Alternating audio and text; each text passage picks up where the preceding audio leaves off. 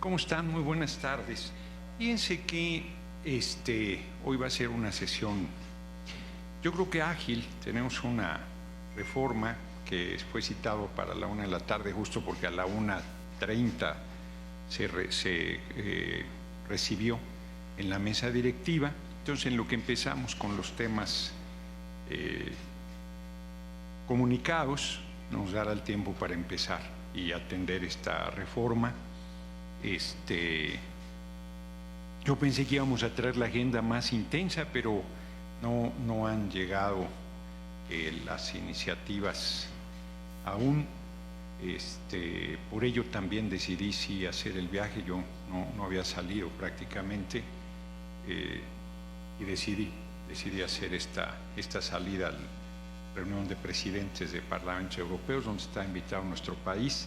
Ya el senador Murad había adelantado cosas con ellos, había estado allá antes, así es que yo creo que va a ser importante, sobre todo en el momento que estamos viviendo. Vieron, el presidente Donald Trump anunció hoy lo que ya había anunciado: aranceles de 25% a acero y aluminio.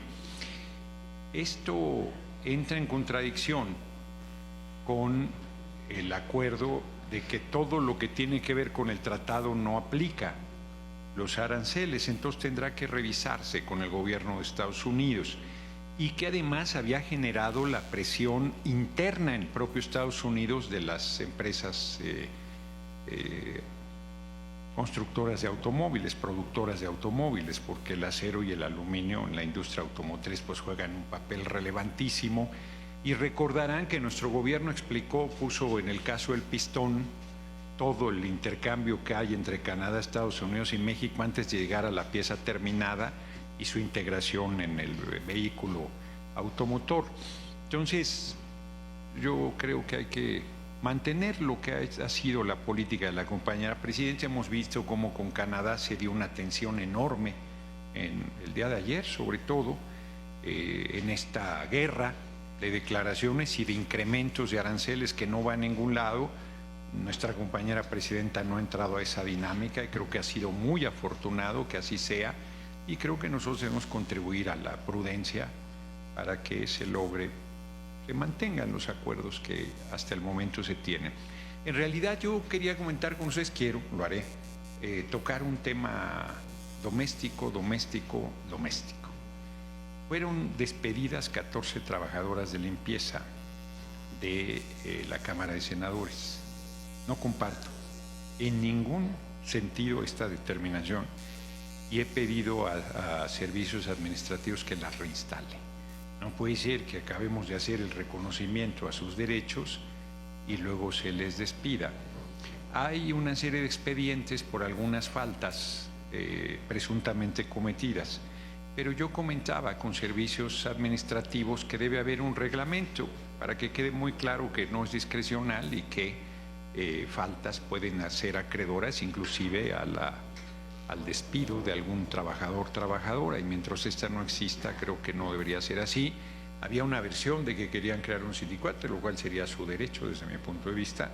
Entonces he planteado su reincorporación a el Senado de la República, y es un tema en el que no pienso ceder un milímetro. Creo que nosotros se contrapone con nuestra visión, con nuestra lucha, con el espíritu de nuestro movimiento, el despido de trabajadoras, y más quienes recién apenas lograron su incorporación. Yo espero que lo resolvamos. Espero que no se convierta en un tema de litigio, y espero que ya ayer envié formalmente. Yo ya había, en el marco de la mesa directiva, pedido a servicios parlamentarios que resolvieran este tema reincorporando a las trabajadoras despedidas, pero como aún no se ha dado este hecho, ayer formalicé por escrito la petición. Esperaré por escrito la respuesta de nuestro compañero de servicios parlamentarios para ver el paso a seguir, pero no hay, desde mi punto de vista, ningún margen de maniobra para que no haya otra cosa que la reincorporación de estas trabajadoras. Y quiero finalizar, seguro me van a preguntar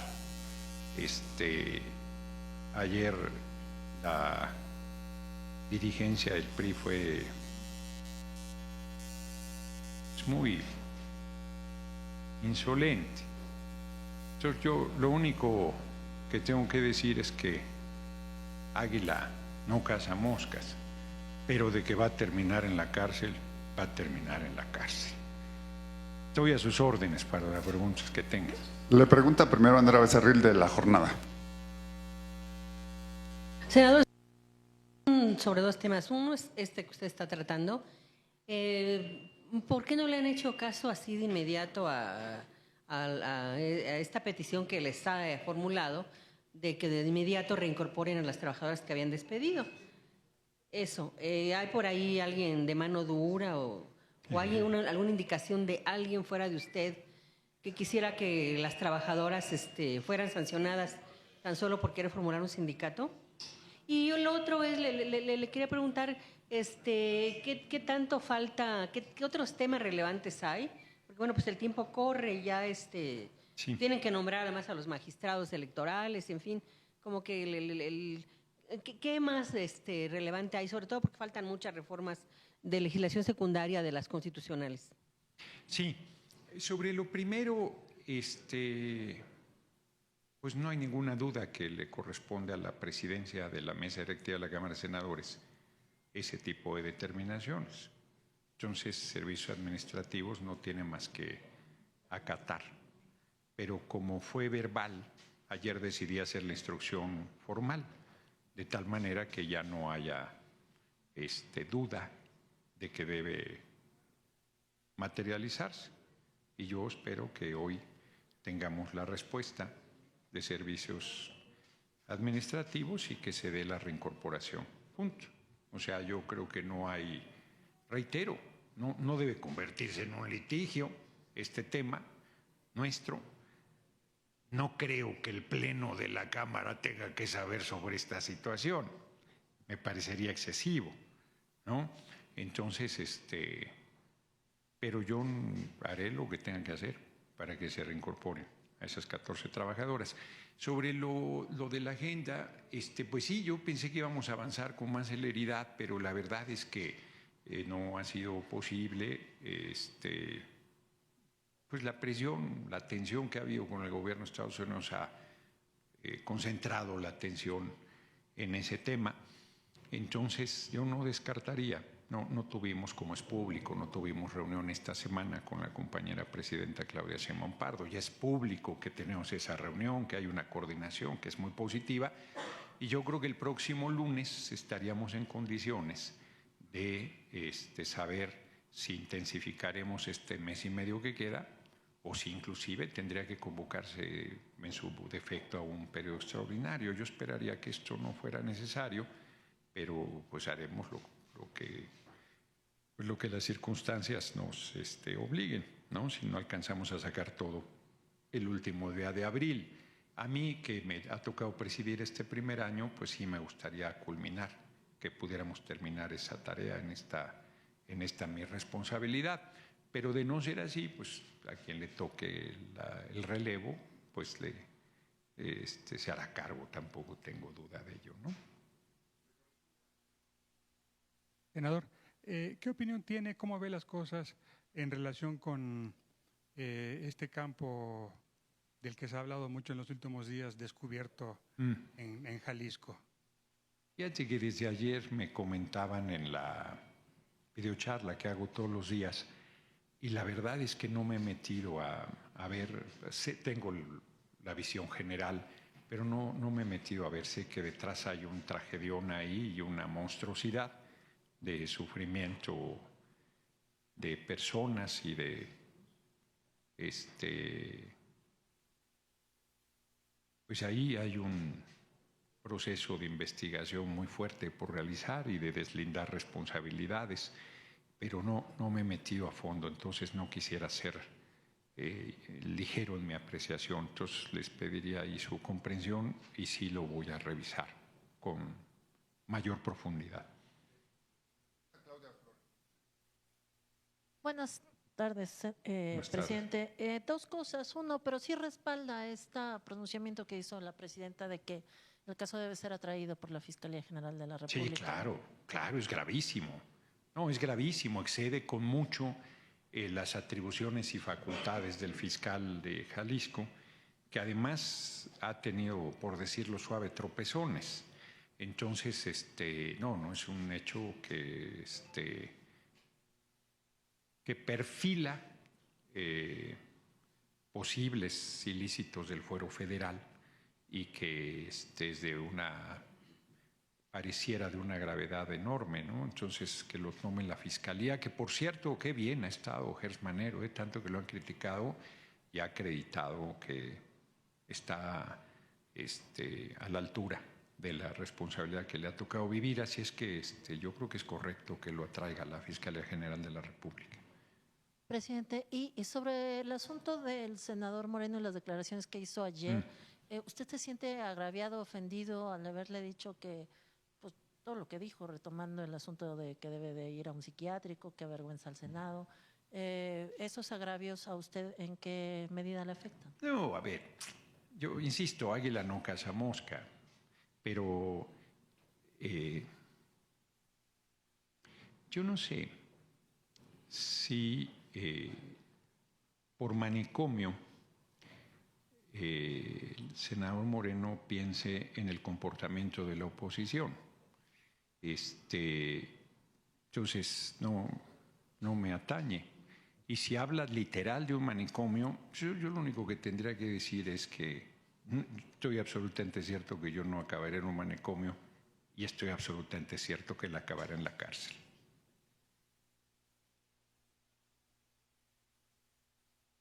Senador, buenas tardes. Oiga, presidente, el senador Antonino no está viniendo, está arreglando alguna situación de las personas que fallecieron. ¿Cuál fue pues el motivo que le dio para no asistir al Senado?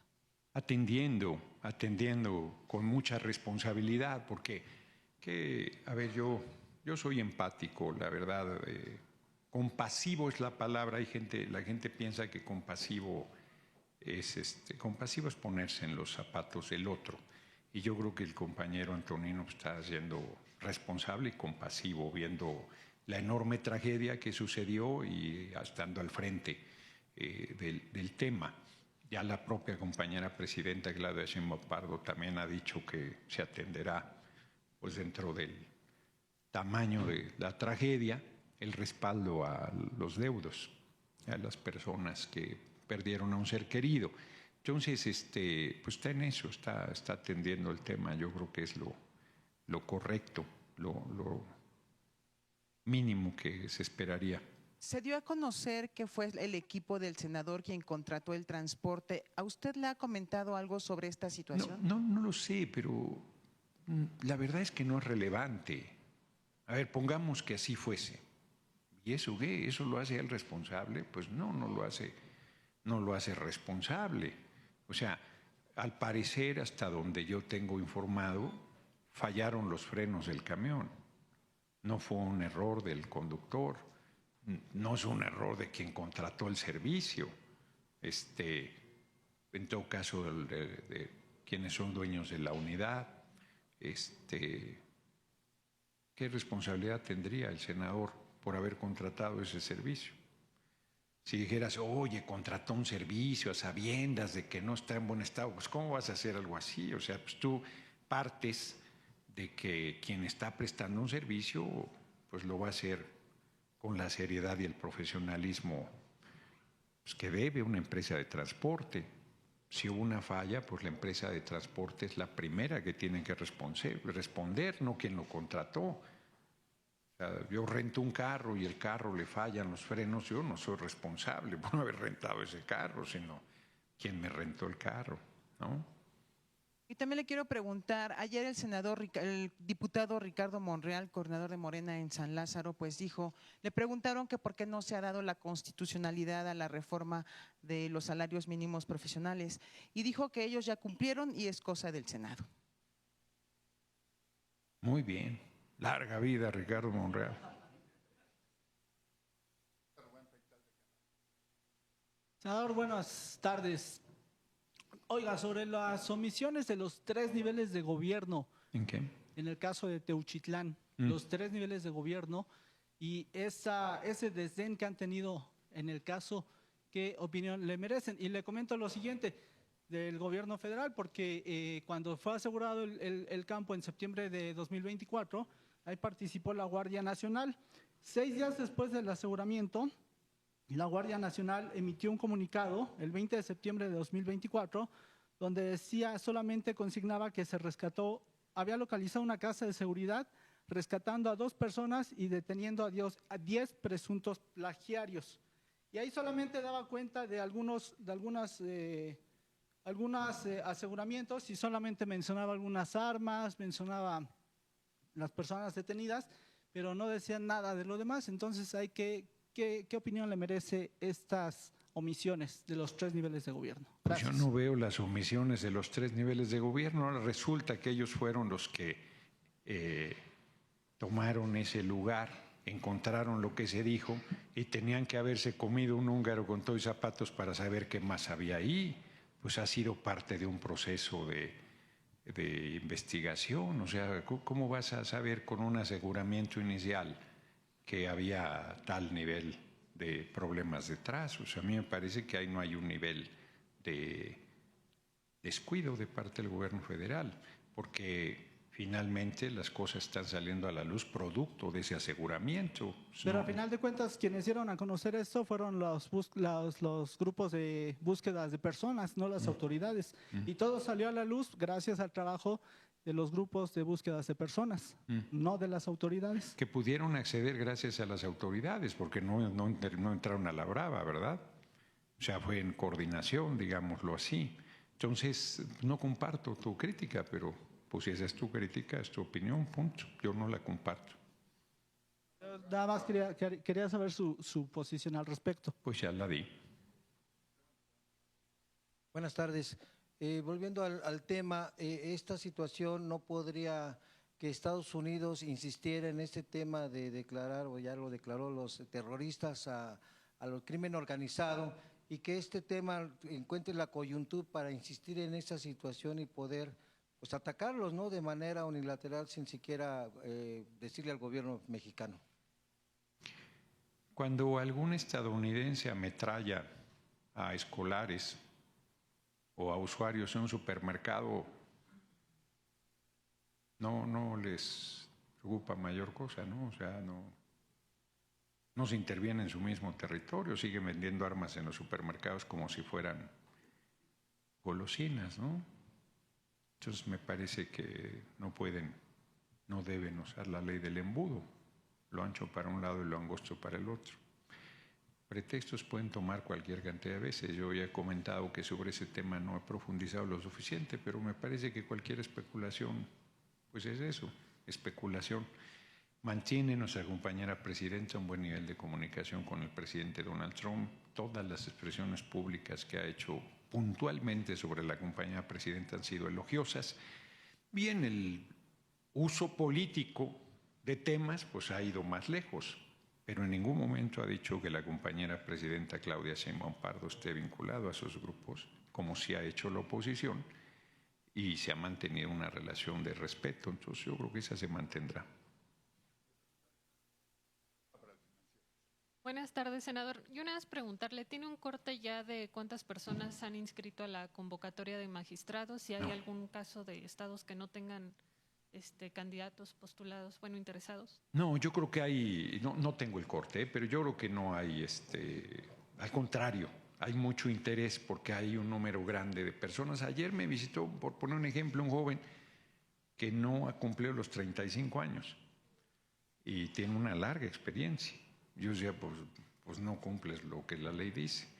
Entonces me comentaba, pero en la reforma constitucional que se hizo para la elección de personas juzgadoras ya la edad no es obligatoria, de 35 años.